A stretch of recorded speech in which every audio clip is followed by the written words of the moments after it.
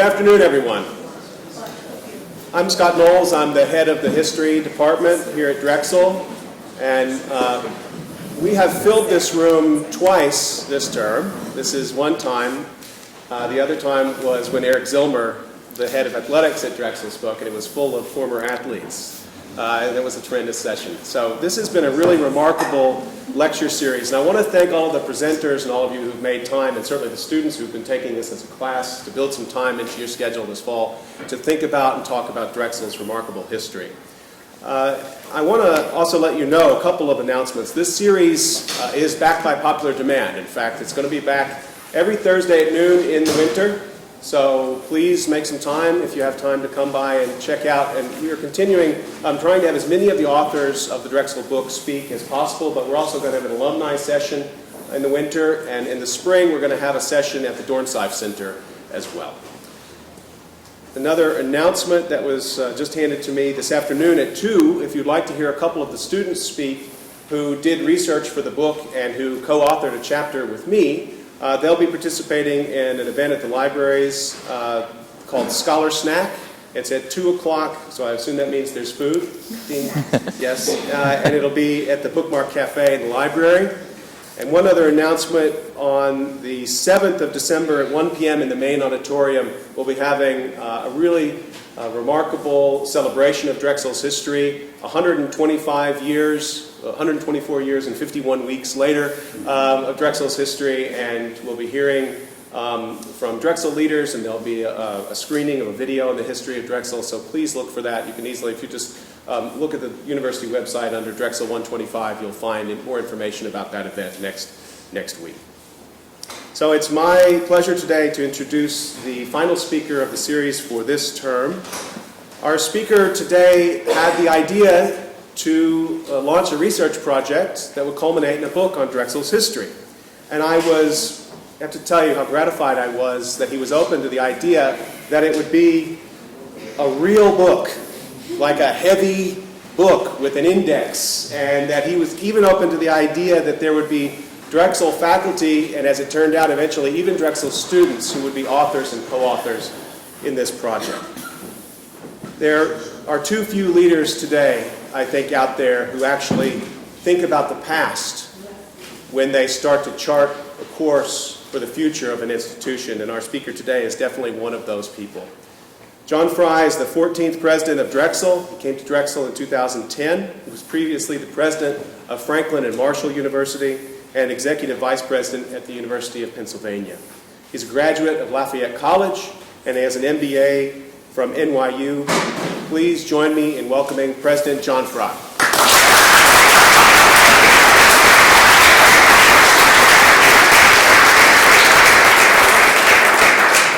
Well, I can tell you it's a lot easier to have an idea for this kind of a project than to actually do it. But Scott and Richard, and I'm going to talk a little bit about the co-authors in a moment, what they've achieved with this book is really remarkable. I would commend it to all of you. It'll be on sale, and these are great Christmas presents and holiday presents as well. But Scott, I know Richard's not here, but to the both of you, thank you for making this great moment possible.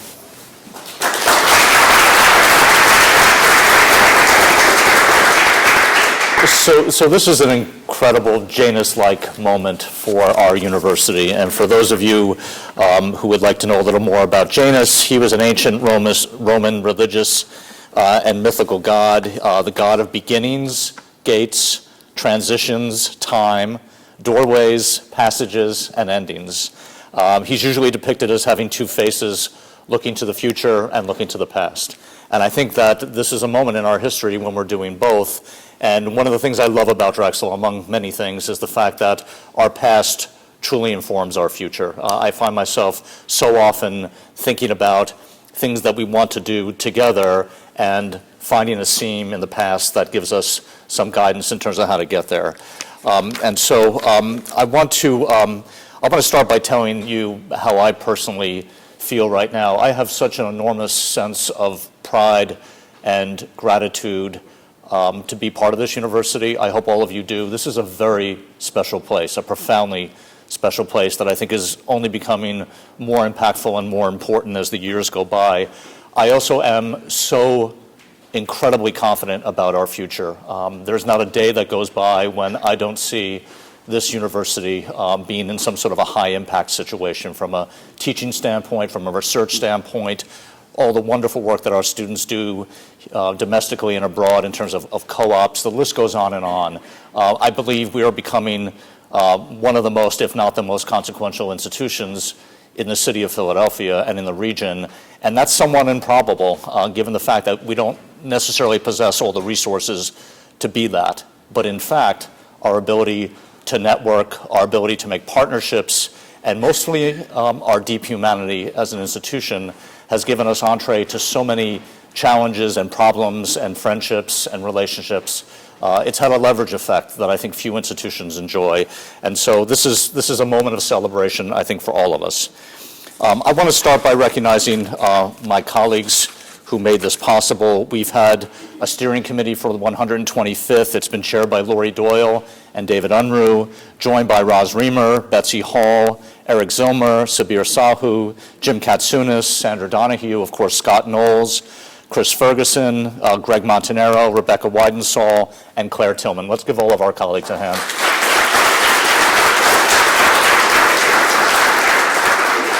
And one of the things that's so amazing about this beautiful book, by the way, published by our colleagues from Temple University Press, and we're very grateful to them, is the group that it brought together. And I actually just want to say their names, and in some cases just point out a few interesting, especially interesting people. So Lloyd Ackert, Cordelia Francis Biddle, independent scholar and novelist, a direct descendant of Francis Martin Drexel, who was the grandfather of St. Catherine Drexel.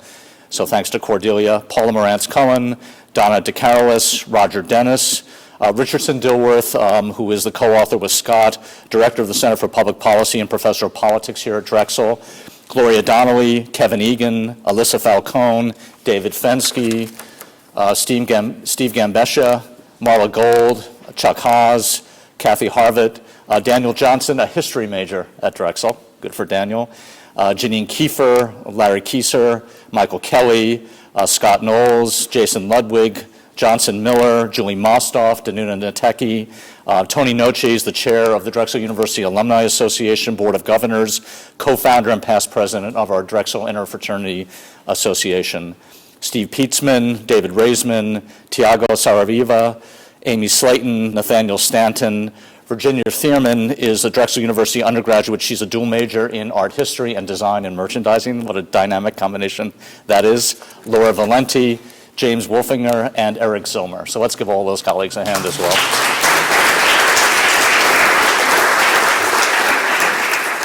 And so I'm going to move right into this. I want to frame this up with some words from Kierkegaard. Life can only be understood backwards, but it must be lived forwards. And these are such incredibly true words as we find ourselves at this stage in our history. My viewpoint is that we're very much about looking forwards, and we're propelled in part by our great history. And so today we'll talk a little bit about the future, but I want to make sure we talk enough about the past to frame the future. And as another great philosopher, Pope John Paul II said, we have to understand where we are today and where we, no, that's my previous quote. Let's see. No? Okay, I've already done that. I'm going to quote him later on. Actually, I'm jumping ahead of myself. Okay. So let's look at where it all started. This is the hustle and bustle of the great industrializing city of Philadelphia in approximately 1902. Drexel did not find this location randomly. He actually thought a lot about it. And when we have the 125th celebration next week, I'll talk a little bit about his musings on this topic, but I'll save that for today. He thought about locating this in a place that was accessible to people, a busy transportation hub, surrounded by some of the nation's largest factories in the heart of one of America's most important cities. He wanted Drexel students from the very beginning to face the real world, to deal with it, to confront it, to be part of it, and to have access to it. Which back then, not many people were thinking about that. They were thinking about campuses on hills, ivory towers surrounded by fences, only certain people allowed in, most others kept out. That was not what Drexel thought about. And of all the things I'm proud of, maybe that's the thing I'm most proud of. This is a view of West Philadelphia in 1924, industrial, and at the same time a little bit further west towards the Penn campus, also very unsettled or very rural at that point. Again, these are views from our beginnings. You can imagine what this place was like to traverse. It probably didn't smell particularly good. It was incredibly congested, probably a little bit dangerous at night. Not exactly a bucolic place full of factories. This is the Crofton Allen chocolate, cocoa, and confectionery works, so maybe it did actually smell a little bit better than I thought. This is at 33rd and Market. Here's something that obviously is a little bit different. The Allison Manufacturing Company at 32nd and Chestnut, pretty much right next to where we are here. So by building this institute in this particular place, his directive to all of us back then were show students where the world is headed, which is completely consistent with the way we do our business today, prepare them to lead society's efforts to meet its biggest challenges, and to help them weave a strong, resilient urban fabric in our home city, something whose promise is something we're still trying to achieve. I want to read you a passage, and I'm going to do this throughout this talk, a little bit about the history. This comes from the first chapter, which I had the opportunity to author. Our founder, the financier and philanthropist Anthony J. Drexel, was a keen thinker and a prescient futurist. If he had engaged in such an experiment to imagine his Drexel Institute today, he might have hoped that his highest ideals would still animate it, and indeed they do. We, who have the custody of Mr. Drexel's legacy, remain committed to showing our students where the world is headed and preparing them accordingly to lead society's efforts to meet its biggest challenges and to weaving a strong, resilient urban fabric in our home city of Philadelphia. As Mr. Drexel once wished, a Drexel education is still not only good, but good for something. As he built his father's currency trading bank into the first modern financial institution, Anthony J. Drexel helped lay the foundation for a century in which new technologies would forge a new type of industrial city. He saw a future with plenty of modern jobs that demanded educated workers. What he didn't see was an institution prepared to educate those workers, so he created one. And I think this is one of the animating facts about our institution. If you don't see what you need, you don't lament it, you build it, you create it, you make it happen. And from the founding of this institution, that is the lesson that we've been given by our founder. The Drexel Institute of Art, Science, and Industry was unique in 1891 for opening its doors to all, without regard to barriers such as wealth or gender, and for devoting itself to outstanding practical education. So quite something to be proud of.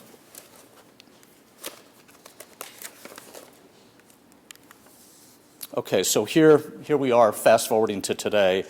Look at how much we've grown from a single building, the building that we're privileged to be in today, to more than 50 buildings. Among the newest, Jerry C. LeBeau Hall, the Urban Center, wonderful spaces for our faculty and staff and professional faculty and staff and students to learn, to collaborate, to innovate. While adding bricks and mortar, we've also been growing as an institution. When we celebrated our centennial in 1991, our student enrollment was 12,000. We're double that plus today. Spaces in Urban, the Perlman Plaza, which is new to us. I just want to maybe use this as a quick moment to give an update on some other new spaces. The Raymond G. Perlman Center for Jewish Life just opened its doors last month. A wonderful space I commend it to all of you. The Thomas R. Klein Institute for Trial Advocacy will be open in the spring as part of our Center City campus at 1200 Chestnut Street. And by the way, about a third of Drexel is on the other side of the river. And we are busy thinking about ways in which we can connect University City to Center City. In some of my later remarks, I'll talk about that. But right now, we in effect have a burgeoning Parkway campus between the Academy of Natural Sciences, 3 Parkway, where our College of Nursing and Health Professions is located, and of course our College of Medicine on Vine and 15th. This is 3101 Market, that big industrial building across the street, where the Institute for the Energy and the Environment, as well as electrical and computer engineering, are being enhanced with renovations. Coming next fall, the Corman Center renovation and the Corman Quad development, which will be a beautiful heart to this campus. The Study at University City Hotel opened January 1st. You'll all be enjoying that soon. And then our childcare and mixed-use residential development, which will be open in about a year and a few months, at 32nd and Race. And so it keeps going on and on and on. The development that has occurred here has been tremendous, but it's all been rooted in academic need and program and the desire to also make a better quality of life for our community. And we're also developing and going to be implementing a public realm plan, which will tie it all together. More details on that in the future. So let's go to continuity amid change, because I think that's the theme of why we're here today. Some things about Drexel are always going to remain the same. They'll always be as familiar as Mario's sculpture and the dragon mascot. But other things are also going to provide continuity. Experiential learning, I'm pretty sure, is always going to be at the heart of how we deliver undergraduate education here at the university. Our goal is to have, for most of our students, 3 wonderful co-op experiences. If we had our wish, one would be here in Greater Philadelphia, one would be somewhere else across this country, and then one would be internationally. I think you're going to see a lot of growth in not-for-profit sector co-ops. We're going to have increased funding to underwrite the cost of those co-ops, so our students have the ability to support cultural and social service and other types of organizations in the not-for-profit sector. You're going to see more entrepreneurial co-ops in the future, with the Close School in particular as a springboard to students developing their own businesses based on their ideas. But here are some co-op opportunities right now in action. This is our student Maz Rehan. He has a co-op at the White House. This is at Susquehanna International Group, which is a privately held global investment, trading, and technology firm. They specialize in securities markets worldwide. We probably have 50 or 60 students there as we speak. And so co-op will be part of our future. Research, of course, will be part of our future. We are banking on making this a world-class research enterprise, especially in the area of translational research, turning new knowledge into important technologies, and the creation, of course, of new businesses. We think that we are going to continue to move up the ranks of America's top 100 research universities. We finished 49th in the world last year in patents, which is a very good indicator of the kind of innovation that's happening within this institution. We've made big bets on technology transfer, commercialization, Drexel Ventures. We think that our researchers are becoming, in their respective fields, some of the highest impact people in the world. And basically, in the end, in true Drexel fashion, what we hope to do with the kind of work that we're privileged to undertake is to save lives, to help people live better, and to grow the economy. And again, I want to refer to the book and just read a brief passage on the innovation and entrepreneurship economy. Drexel can drive Philadelphia's innovation future because of the university's experiential approach to education, its translational research expertise, and its focus on new venture skills through the Charles D. Close School of Entrepreneurship. The groundwork for this role is being laid already. Drexel Ventures helps faculty commercialize their research through a variety of support and funding opportunities, and initiatives like the Bayada Institute for Entrepreneurship and the Innovation Center at 3401 Market Street are incubating and accelerating the growth of new businesses. The neighborhoods that travelers see as they disembark 25 years from now will be the physical manifestation of the innovation culture that has taken root today. And Drexel is the connector that makes all of this possible.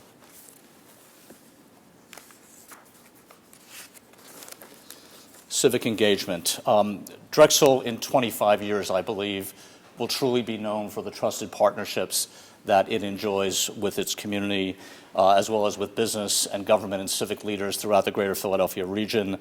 We have the Dornsife Center for Neighborhood Partnerships. We have the Lindy Center for Civic Engagement. By then, those things will be about 25 years old, very mature, high impact, something that we're announcing very soon, something called Dragon Volunteers, which will provide up to 16 hours of paid time to allow Drexel employees to volunteer with community partners to benefit a wide range of causes throughout the region. I think we are on our way to developing into the kind of institution that can truly call itself one day the most civically engaged university in the United States. Again, a passage from the book. The neighborhoods around Drexel's campus are beset today by generational poverty exacerbated by economic inequality. If we want to honor our founders' vision, Drexel cannot be an island of privilege surrounded by deprivation. We must build a better city alongside community partners whom we share a love for Philadelphia and a commitment to vital streets where families thrive and opportunity abounds. Both education and economic development are roads to prosperity. We must travel those roads together with our neighbors if we want to make University City a new center of gravity for innovation. That is how an anchor institution fulfills its purpose. And these are some images from a Rebuild Philadelphia, where we every year have the opportunity to work with our neighbors and our partners to rebuild homes on blocks throughout Mantua. So let's talk a little bit about building the future. I can't foresee the future. I'm certainly not smart enough to do that. But I understand that every generation gets to make bets about the future, and those bets, hopefully, if they're good ones, will help shape the institution and deepen its soul and fulfill its mission. And so how do we do even more to build a greater future for Drexel? I think we have a number of bets that are underway that I think certainly are going to inform what we're doing. So I want to talk about some of our smart bets, and our first bet is in smart fabrics. Drexel's role is in guiding Americans' textile manufacturers to bring sophisticated new materials and textiles to the marketplace. We do this through an institute called the Advanced Functional Fabrics of America, which has been given $75 million of National Research Institute funding, which will be matched by another $225 million worth of funding. We're a founding part of that organization, along with our colleagues from MIT. The purpose of AFOA is to guide American textile manufacturers in bringing sophisticated new materials and textiles to the marketplace, fabrics engineered to see, hear, sense, and communicate. This is revolutionary stuff with real backing from the Department of Defense, private sector partners, and the expertise of MIT and Drexel and many other colleague universities. You can use these products in the future in aerospace, apparel, defense, architecture, health, the list goes on and on. And we have one of the great practitioners who is part of our faculty, Geneviève Dion, is an expert in bespoke clothing and industrial design. This is an image of her working out of the Excite Center. This is one of our smart bets for the future. Our colleague, Yuri Gogotsi, who runs the Nanomaterials Institute, which is basically devoted to the discovery and the design of new materials. Yuri is a pioneering researcher in material sciences and engineering and nanotechnology. He's one of our most productive researchers. He shares in dozens of patents. He's intensely interdisciplinary. He's intensely international in his work. And basically, for those of you who don't know much about materials, the intellectual origins of this discipline go right back to the Enlightenment, when researchers began to use analytical thinking from chemistry, physics, and engineering to explore metals and minerals. And so this is another groundbreaking opportunity and big bet for us. Global engagement in public health. The Dornsife Global Development Scholars, students of all majors, now have an opportunity to work with an NGO called World Vision to basically partner on projects in Africa focused on improving the water sanitation and hygiene in remote villages in Africa. I've been once, I'm going again in April. It is unbelievable work that is happening there, both technically, but much more than that, especially from a humanities standpoint. And it's nice to see the kind of students who are going over are not just public health students, but they're arts and sciences, they're engineering, they're medical students, students from a full array of disciplines. And our Diaz-Rue is our dean. The Dornsifes have underwritten these programs, as well as giving us a significant gift to name the school. What's nice is that this is not just focused on Africa. We're also heavily into Mantua. We're working on a sustainable school playground, on an urban greenway, and agricultural partnerships in Mantua. So this is local and global at the same time. Another bet is our H.A. Drexel Autism Institute. This is our colleague Diane Robbins. Our goal is to become the nation's leading academic authority on autism public health issues. Our founding director is Craig Newshafer. He's assembled an incredible interdisciplinary team of world-class researchers. Their goal is to improve the lives of individuals affected by autism, spectrum disorders, and to help their families along the way. Just a couple of quick milestones. There's something called the Federal Interagency Autism Coordinating Committee. They list each year the 20 most influential publications in autism research. In 2015, we had 3 of those top 20 out of this institute. And as you know, autism is a field that has a lot of attention onto it right now, and to have 3 of those 20 publications really says something. We've also generated more than $13 million in grant and contract revenue and more than $5 million in private philanthropy. So that's another bet. And to me, the most important bets are the programmatic bets. But I do want to show you a little bit about place in the future, because it's hard for me to understand and imagine 20 years, 25 years from now, what this place will look like academically. I think in many cases with co-op and with translational research and these bets, we'll still be moving in those directions. But there's all sorts of new fields and new things that are going to happen that I can't foresee. But I want to make sure along the way that we've anticipated the need for place in order to stage those types of activities. And I've said to you before in the past, I think one of the gifts that our generation can give future generations here at Drexel is the gift of more opportunity to grow and to expand and to imagine all the possibilities that we can from an academic standpoint, while at the same time intensely focus on building good community with our neighborhoods. So there is no space between ourselves and neighborhoods relative to divisions, that we are all one and that our growth is inclusive growth. And so I want to kick this off by just showing you a video, if I can figure out how to do that.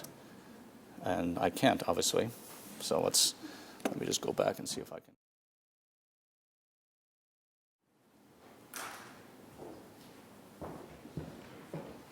Some little icon was supposed to pop up here, but I have not managed to find it. PowerPoint would be helpful in this instance. Thank you. There, you did it. Thank you.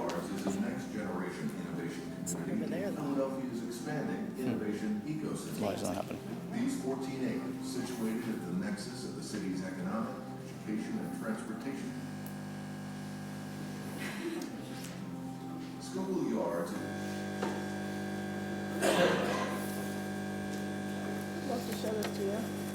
I think we can bag that. Schuylkill Yards is a next generation innovation community.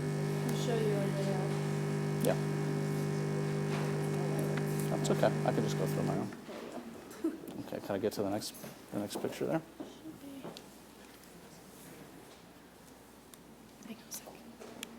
There we go. Okay. So anyway, no video. I will be your video. Be on the recording. You've heard about Schuylkill Yards. Schuylkill Yards is located between 30th Street and 32nd Street, Jfk Boulevard to the north and Chestnut Street to the south. This has been assembled by the university over a period of 20 years. I want you to think about this as an extension of our campus that will invite other parties to participate with us. And so this is a view of Schuylkill Yards looking west from 30th Street Station. Things look really different because we have the potential to add about 8 million feet over a period of about 20 years. There'll be about a $3.5 billion investment in University City around this gateway. And I just want to sort of take you on a tour of what I think the future might look like. I'm sort of more sure about that than I'm sure about the particulars of what we're going to be doing academically. But I know what we're doing academically is going to find a place here. And again, that's what I think is something that we can do for the generations going forward. This will be the renovated Bulletin Building. We're negotiating right now with an anchor tenant in the life sciences space, which would be a very, very exciting first user of the Bulletin Building. We are busy getting ready for the groundbreaking of Drexel Square, which will be a 1.3-acre park in the parking lot right in front of the Bulletin Building. For those of you who walk past that every day, here are some views of what Drexel Square will look like. Drexel Square, we believe, will be good enough to be considered the sixth square of Philadelphia. And for those of you who think a lot about history like I do, when William Penn laid out the grid for the city of Philadelphia, he had 5 squares within what we know to be Center City, but there was a 6th square. It was right over the Schuylkill River, west, approximately in this position. It was actually called Market Square, and we think we like the name Drexel Square better than Market Square. And since it's our property, we get to do what we want. This is a view of Drexel Square in the winter. These are beautiful dawn redwood trees. This will be a very, very nice gateway to our university, which certainly deserves one. This is JFK Boulevard. You're looking east to 30th Street Station. This will be what is known as a festival street, which will be a traffic calm street that will welcome pedestrians and bicyclists as well as vehicles. This will replace the utter chaos that's on Jfk Boulevard right now. With delight, I announce that there are no Mega and Bolt buses on the street. This is Market Street, which is sort of a hard edge, rough street right now that actually has the possibility of being calmed again with bicyclists, with pedestrians, with a beautiful tree canopy, and to make basically the backbone of our campus something that we can celebrate as opposed to try to hurry through and ignore. You're right on Perlman Plaza. You're looking sort of northeast where the Bulletin Building Annex used to be. There's space for lots of program here in the future. And tucked right behind that is a wonderful park, which is part of an interlinking series of parks with Drexel Square as the anchor, but lots of green space is included throughout Schuylkill Yards in the future. There'll be maker space in various buildings, and this can serve as academic space as well as space for startups. And so this is going to have a lot going on. Built out, it's large. Will it look exactly this way in 20 years? I'm not 100% sure, but I'm pretty sure, given the way that University City has been developing over the last 20 years, that something like this approximately is going to happen. Right next door to it is the rail yards. It kind of begs the question, if you do all this work in Schuylkill Yards, shouldn't something happen over the rail yards in the future? We were lucky enough to raise about $5 million to fund a detailed engineering study to sort of ask the question, can you build over active rail yards at this scale? It's about 85 acres of property that Amtrak and SEPTA own. And the answer, happily, is from an engineering standpoint, you can do this. Everything that I show you, you can do it and still run the Northeast Corridor and SEPTA, which is, may sound like a boring detail, but it's extremely important if you want to have this sort of large-scale development. So you're looking at the extension, if you will, of Schuylkill Yards in the future. This is the 30th Street Station District Plan. The study area went from south to Walnut Street, north to Spring Garden Bridge, from the east to the other side of the river in Western Center City, and to the north to 32nd Street. So that's the area that we studied. We probably had a coalition of about 24 partners we worked with, and so this has a lot of consensus and momentum behind it. This is just a sort of depiction of what the 85 acres would look like. It would yield between, say, 16 and 20 million square feet. This is a whole new city within a city, approximately the size of Center City, and then when you put Schuylkill Yards on top of that, even larger. And these are some, sort of block diagrams to show you the scale of what can happen. You see 30th Street Station to the left, and you see the possibilities here. And I just want to show you some nice details about this as well. So the dreaded CSX High Line is now humanized with paths and bicycles and different types of things to give some human scale to it. All sorts of possibilities to doing interesting things underneath the High Line as opposed to what they've done in New York on top of the High Line. This is a view from Drexel Park looking west into Powelton Village and Mantua. This is a wonderful vision of basically a park on the Schuylkill River on the western side, the analog to the great Schuylkill River Trail that we enjoy on the eastern side of the river. And you're looking north towards the Art Museum, plenty of space to do all of what we're talking about. We have a series of pedestrian bridges that cross from University to Center City. And in this case, you're looking east from University City to a pedestrian bridge that will take you right to Logan Square and onto the Parkway, linking all parts of the city up together. And then here are some big views from Drexel Square, looking east to 30th Street and Center City.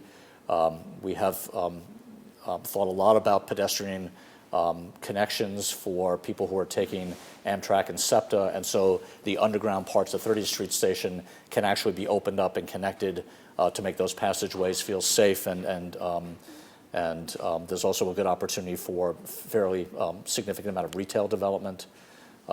This is an image of what is now the porch made permanent on the south side of 30th Street Station. We all love the porch, but it's pop-up. This actually makes the investment to to memorialize that. And you're flying in a helicopter over what the new University City will look like in 2041 or so. And then this is your night view of that. And, you know, this may seem improbable, but at this point, I've been around long enough, as my wife constantly reminds me. She also reminds me that she's considerably younger than me. But I've been around long enough to have been here now for 20 years in University City. I started at Penn in 1995. Here we are in 2016. If people in 1995 saw University City in 2016, they wouldn't recognize it. And they tell me that on a regular basis. So everything I've just talked to you about is completely doable. I am 100% convinced of that. I think what's important now is that institutions like Drexel, but not only Drexel, like Penn and the University of Pennsylvania Health System and Children's Hospital and the University City Science Center and our friends in the neighborhood and all the other commercial entities really sort of step up and work together to make sure that the best days of University City are in the future. And that, of course, all redounds to the benefit of our university, because we are a place-based anchor institution. We do our best work on our campus and in our neighborhoods, and to link all that together and to give the gift of that to our future colleagues is something that I think would be the best way to honor the legacy of A.J. Drexel. So I thank you for your time. I'm happy to answer any questions you might have.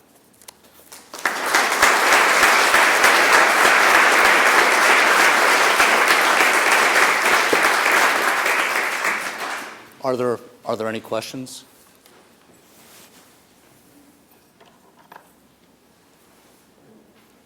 John? With all of those buildings that you showed, you know, going around 30th Street Station, so as a frequent traveler of the Schuylkill Express, with all those extra people, so are we going to be like in hovercrafts? Actually, we're going to build a Hyperloop to do that. No, it's the reason we spent as much money as we did is because we actually spent most of it on, not on the pictures, but on the infrastructure. There's a proposal to move the off-ramp of I-76 a little bit further east towards Jfk Boulevard to begin the complete rerouting of traffic around 30th Street Station, which has become a major pinch point. But it's really hard to imagine, John, any of this happening without us first sort of addressing the need for a better way for vehicles to move in and around 30th Street Station, and also to make this a more humane place for pedestrians. And so a good part of the proposals that we're now working on with Amtrak and eventually we'll be bringing to the federal government is ways in which we can rearrange the transportation infrastructure to allow a sufficient space for traffic and people to move and to move in a harmonious way. Any other questions? Yes. I'm curious about our relationships with Penn, in that obviously partnerships are needed for growth, for some current functions, and yet in other ways, of course, it's a competitor. And I wonder what they think about Drexel growing as it has. And I think they're... how you deal with that? Yeah, I think that they're a little surprised. At times I hear they're a little jealous. That's okay. I think that having worked at Penn, Drexel was always a sort of afterthought for Penn. And now I think it's different. I think they view us not as a competitor, but as a colleague institution. And if you sort of look carefully at the things that are happening right now, there is a huge amount of coordination and bridge building that has occurred between the two institutions. It's most visible from the sort of physical standpoint, but I can tell you from an academic standpoint that's starting to grow even more significantly. And so I think that these relationships are going to draw the institutions more closely together over time. And I don't view Penn as a competitor. I think Drexel's a better version of itself for having a great international university like Penn next to it. And Penn is a much better institution to have Drexel on its other side. And I think together we're both prospering. And you can even see now how the lines are blurring between the two campuses, and I think that's not a mistake. That's something that we've thought about carefully, and we want to make sure that both communities can enjoy all the wonderful opportunities that each provides. So it's good. I think we're at a high point in that relationship, and we can only go up. Sure. What do you see about the residential influx into maybe University City? White people moving out of the burbs and into the city, maybe to what Drexel's trying to do here? You know, I'm excited about it and I'm nervous about it. I'm excited because the more people that, you know, choose the city, you know, the more opportunity there are for a better funding base, which will improve our local public schools, more retail development, more cultural development. I think with all of that comes more people on the streets. With all that comes greater safety. So I've watched this happen in University City over a period of time, and it's been generally to the good. What's not to the good is if that results in places that, or families that begin to be displaced by higher cost housing. And you know, we don't want the gentrification that has occurred in other parts of the city to occur in West Philadelphia. And I don't have an answer for you on that, but I can tell you that from the very beginning of all this work, we've decided that that is one of the most important topics that we can talk about with our neighbors.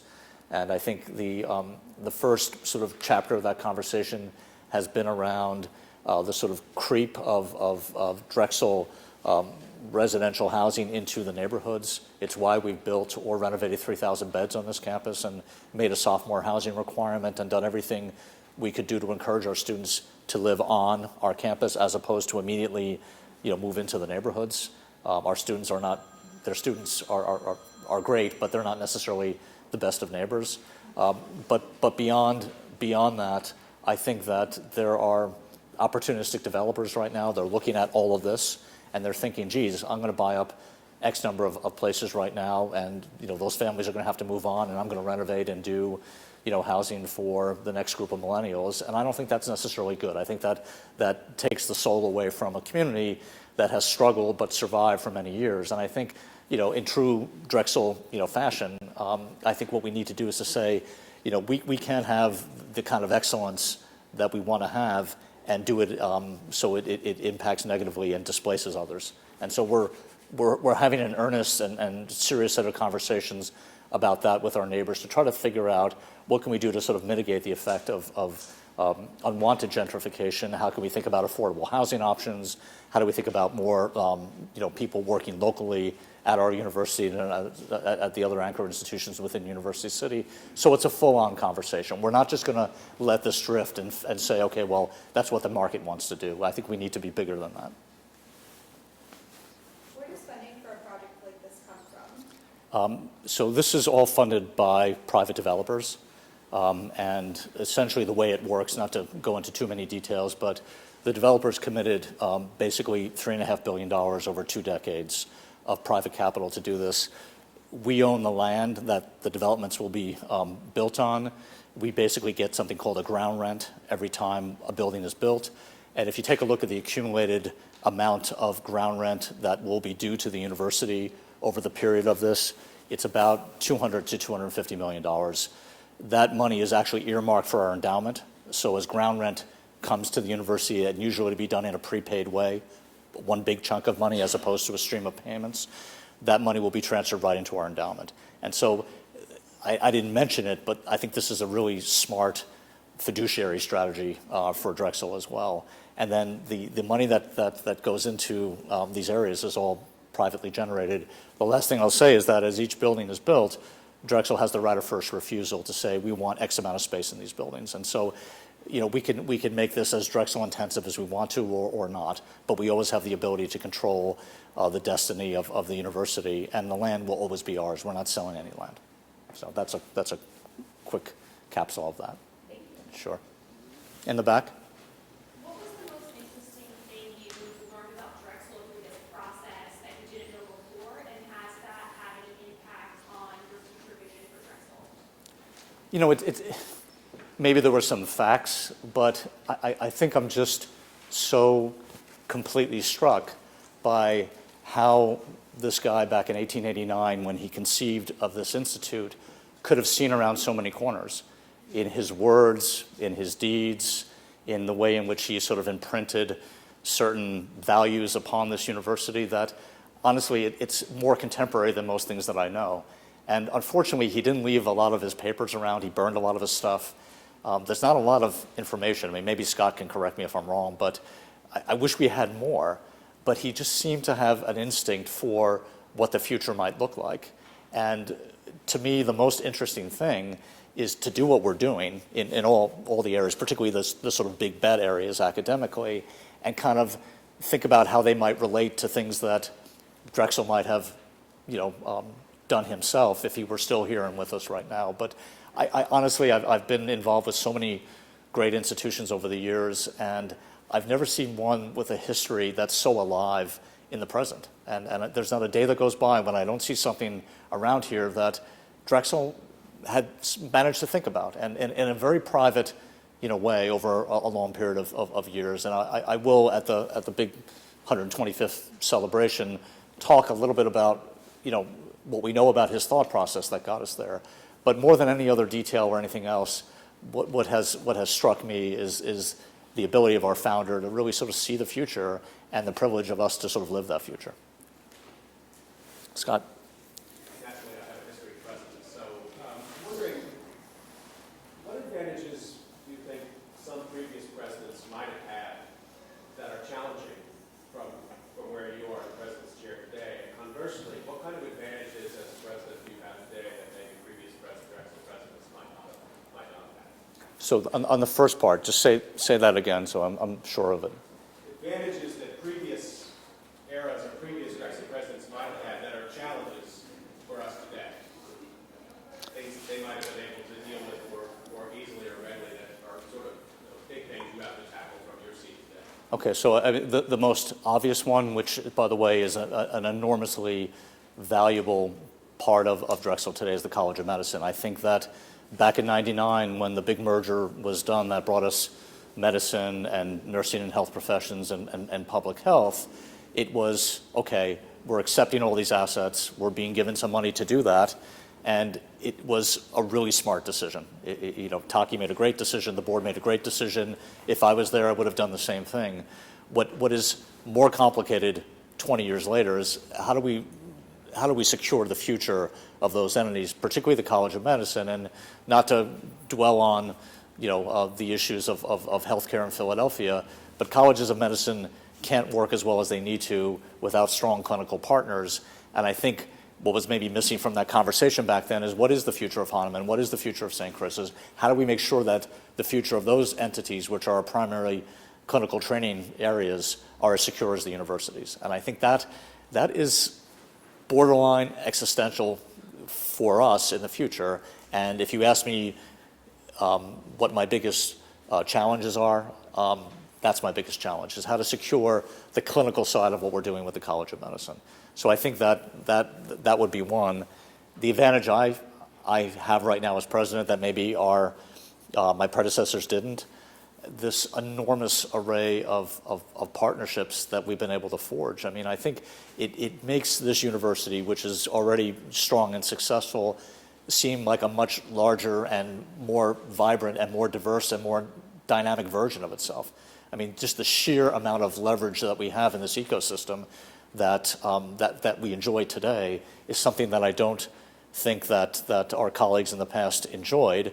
And I think we've been, smart and careful about how we've cultivated those partnerships, but it gives Drexel an accelerator effect that I think has really created enormous strategic advantage for the university. And I think that, back then, people's view of Drexel was small. This is this little institute, it's kind of next to Penn, and it does this sort of weird co-op thing.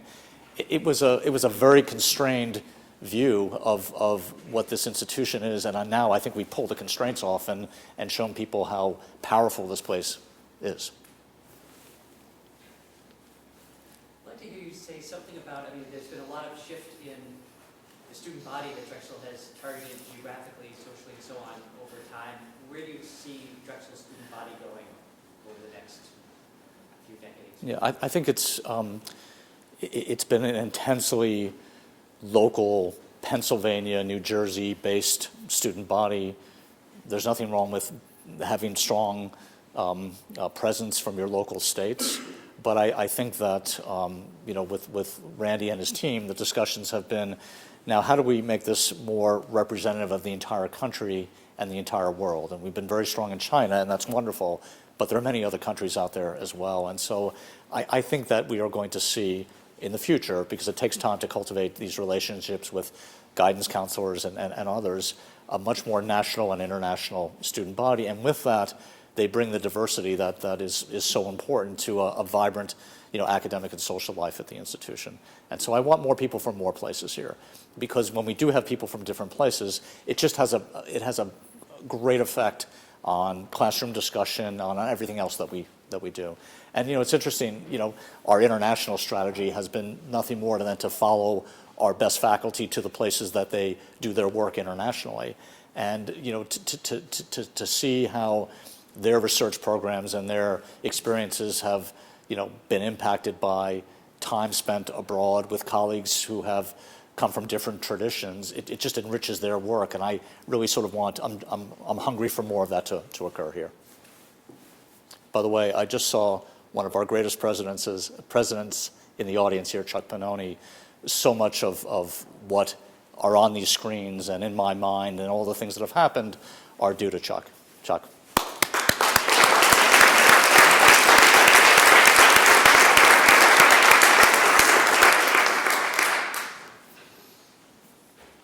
Any further questions, please? So you mentioned trying to tie the University City campus to buildings that you have in Center City. Can you specify some things the university might do to move in that direction? Sure. So I think that if you take a look at our Center City locations, they're kind of arrayed along the Parkway, which is great. So 15th and Vine to 3 Parkway to the Academy of Natural Sciences. That gives us some beginnings of critical mass. And in the plans that we showed today, University City and Center City are connected in profoundly important physical ways by these pedestrian bridges, and especially by the development along the Spring Garden Bridge right into the Parkway. And so I think the Parkway in the future becomes another spine for the campus between Center City and University City. And I love the fact that we're on both sides of the river, because while University City is our sort of historic home, the dynamism and all the wonderful things that are happening in Center City are things that we surely need to take advantage of as well. And so the fact that these two things are being physically connected now, and I think with real possibility is where I would go on that. Okay. Are you giving me the? Usually the enrollment folks like to come in pretty quickly. And get Well, that's more important than anything. So. Once again, thanks, President.